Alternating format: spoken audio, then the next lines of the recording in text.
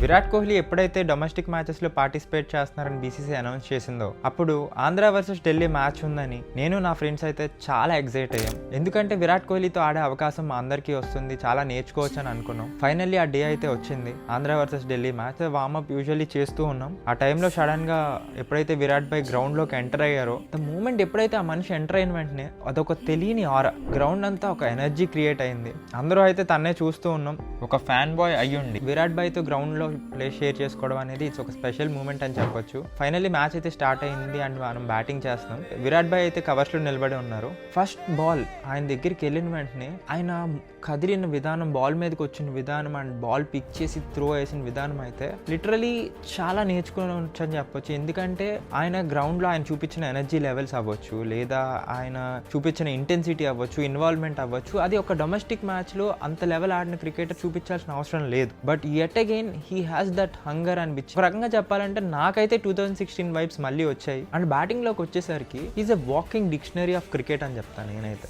ఎందుకంటే బ్యాటింగ్ లో ప్రతి పాయింట్ ఏది చూసినా నేర్చుకోవడానికి బోల్డ్ అంత ఉంది ఆ మనిషి దగ్గర. ఎందుకంటే ఆ సింగిల్స్ తీయడం కానీ, లేకపోతే ఆ బౌండరీస్ కొట్టడం కానీ, ఆ ఇంటెన్సిటీ కానీ, especially through out the innings ఆ కంపోజర్ కానీ ఎక్కడా కోల్పోలేదు. ఒక యంగ్స్టర్కి నేను చెప్తున్నాను, ప్లీజ్ ప్లీజ్ మీకు ఛాన్స్ దొరికితే మాత్రం లైవ్లో వెళ్ళి చూడండి. ఆ ఇంటెన్సిటీ లెవెల్స్ ఎలా మెయింటైన్ చేస్తారో మీకే అర్థమవుతుంది. ఇంత చూసిన తర్వాత, మ్యాచ్ అయిన తర్వాత ఒక్కసారి వెళ్ళి విరాట్ భాయ్తో మాట్లాడాలి అంటే అందరికీ కొంచెం భయం వేసింది. బట్ ఎంత డౌన్ టు ఎర్త్ ఉన్నారంటే, ఎంత వామ్ ఉన్నాడు మనిషి అంటే, అందరి దగ్గరికి వచ్చి చాలా ఇదిగా మాట్లాడుతూ, ఏ డౌట్ అడిగినా ఓపిక్గా చెప్తూ చాలా నేర్చుకున్న ఆ మనిషి దగ్గర నుండి.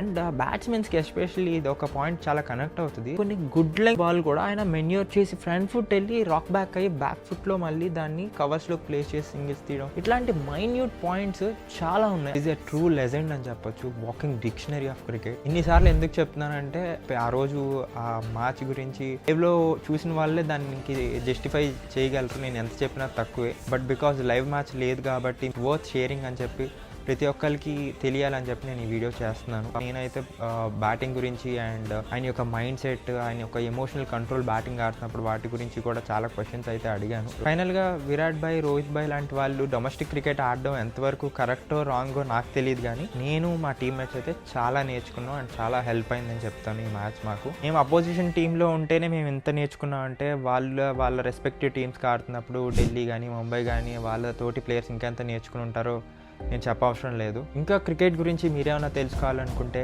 ప్లీజ్ కమెంట్స్లో నాకు తెలియజేయండి. With that, peace out.